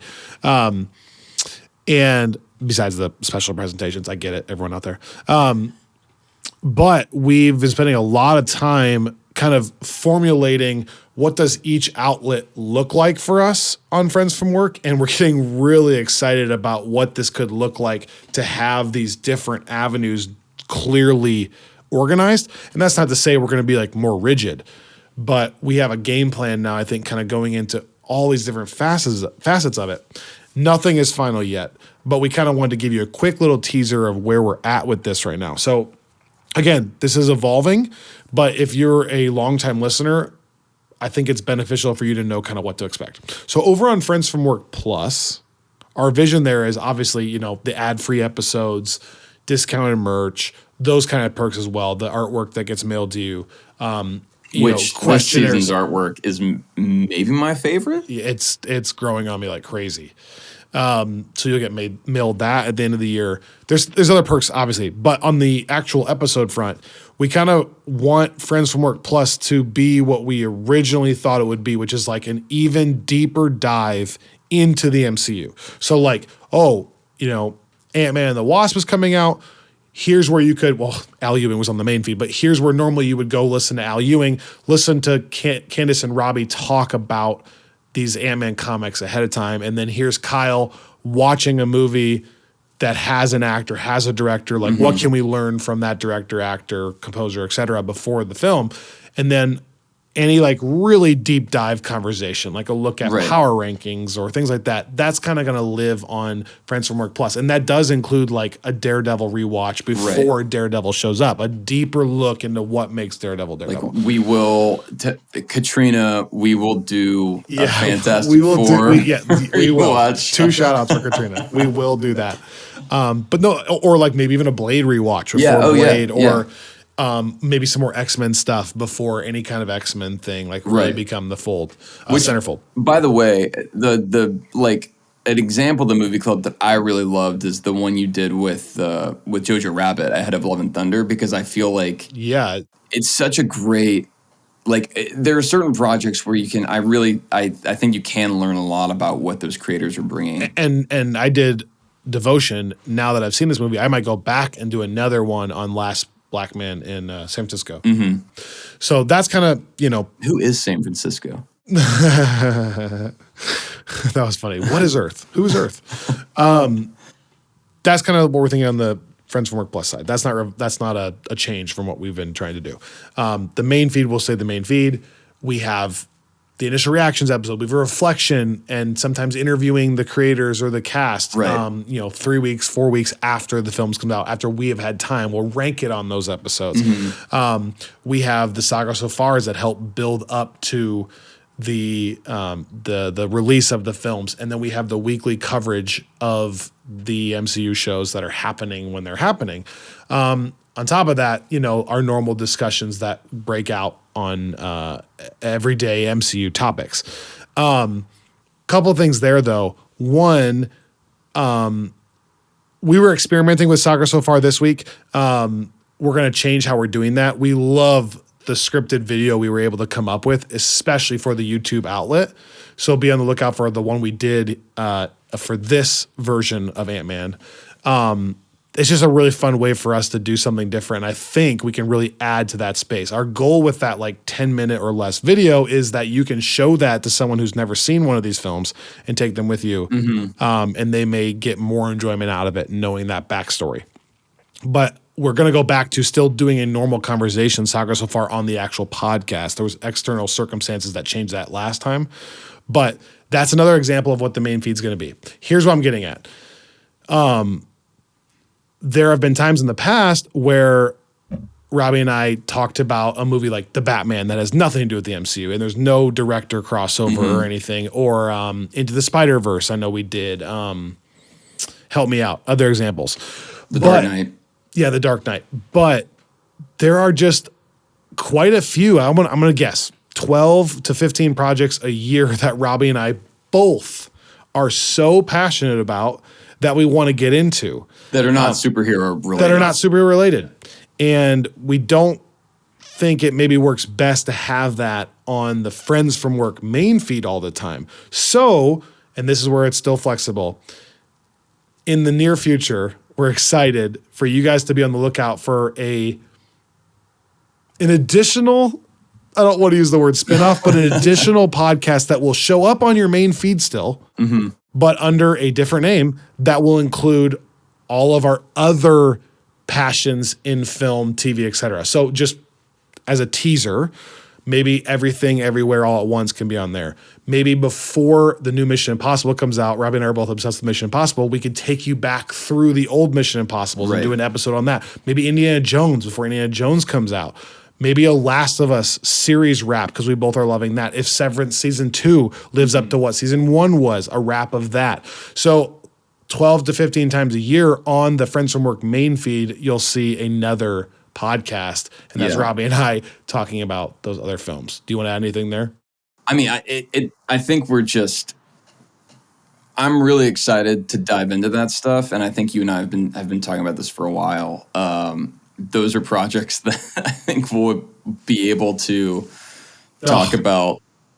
We will have more to talk about than we have time to talk. So correct. I think that's going to be really fun, and our hope also is that if you listen to the show and you enjoy it, and you have friends that you think would enjoy it, but they're just maybe not Marvel folks, then maybe this is a show that you can pass along, because we just love the community here. We love talking about movies that we love and shows that we love, and I think, and maybe in turn they'll become Marvel fans. True, Who knows? true. Gateway drugs. Drugs are so bad. I think my what is that? Super 8? Oh man, I never saw Super 8. I have it on 4K randomly, and I've never seen it. Guys, drugs are so bad. It's one of the best lines in the movie. My like closing note of this pitch, but also of this show, and just we're kind of entering a new season of Friends from Work. What you were saying earlier about erring more on the side of highlighting the things that you love than highlighting the things that you hate. I'm not going to be cheesy about it. Look, like, if you don't like something, you don't like it. Like, you're not negative if you don't like a thing. I'm not saying that at all. But I am saying, like, I don't like the Green Bay Packers. What? Why are you so negative? My thing is, what's going to be fun about this feed is Kyle and I are never going to select a movie or a show to discuss that we don't enjoy. And so if we're a little bit swimming upstream there, like countercultural in that, like we want to add joy to these things. Yeah. I just don't. There's enough of it. Like if you want to see something get shredded to pieces, like go to twitter.com and you can. That is there for you in spades. I don't have the emotional energy to provide that,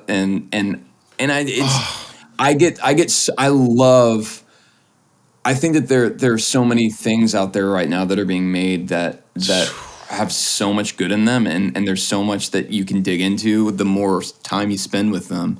And I'm just already thinking about like how fun it'd be for someone who doesn't get into Mission Impossible for us to like walk you through why they're unbelievable action movies. And you don't think you like Christopher Nolan? Let me, before Oppenheimer, show you or Oppenheimer, show you all the reasons why Christopher Nolan's a badass. Yeah, I think it's just it's gonna be really fun. It's really fun to talk about great shows and movies, and I think that they're like this year we were talking about this.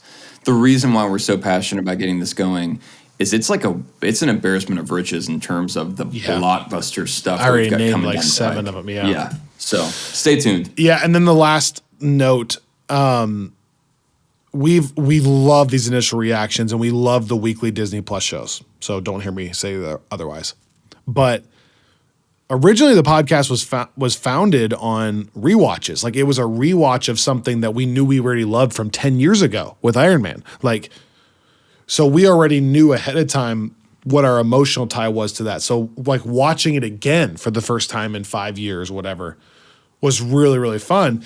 And we want to a little bit get back to that in the main feed as well. Right. So one of the things we're going to start working in is going back through the Phase 4 rewatch, but not doing a weekly thing or not just doing one summary like we did, but maybe doing like an episode per project, just like it was back when we would label it RW Rewatch 14, and I could do this all day, or whatever we entitled it, or Catastrophe, which was fun. Doing something like that for WandaVision, Falcon Winter Soldier, Eternals, Shang-Chi, etc. Now that it's been 2 years in some cases since some of those things happened, we have watched them 5-6 times. Now we have a chance to actually go back and rewatch them. So bringing a little bit more of the rewatch vibe to the main feed.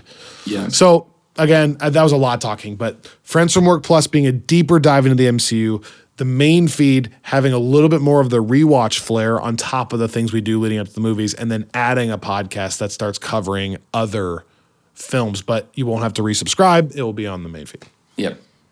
Wow.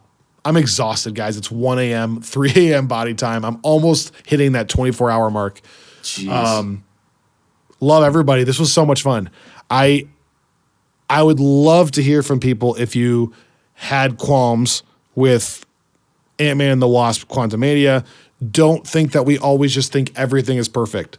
That being said, I loved it so much, and I was so happy to be here with you in California talking about it. So, as always, thank you. You can rate, review, subscribe to this podcast wherever you get your podcasts on our website. You can buy merch. You can donate, theffwpodcast.com. You can reach out to us. We answer those contact form questions. And then be on the lookout for some of these new things that we've been teasing. And then as of this season, don't forget you can subscribe to us on YouTube, where you can get these podcast episodes in video form if you want to watch them like you do on Spotify, or you want to see a few other bonus videos like Movie Club or me streaming video games or Saga So Far, those kind of things. So YouTube as well. And the easiest way to get to all this stuff is theffwpodcast.com. So if we're throwing a lot of things at you, you can reach. That was a lot. You can reach everything through there. But it is, there's a lot of. We named a lot of things because Kyle and I have been talking about this a lot, and there's a lot to be excited about. So we say that, and we're underselling it. People have no idea how much we actually brainstorm it. We love all of you out there. Thank you so much if you made it this far. Hope you enjoyed Ant-Man and the Wasp. Go see it again, and we'll talk to you next week here on Friends from Work. Thank you, Spider-Man. The bug, the big guy, the bug.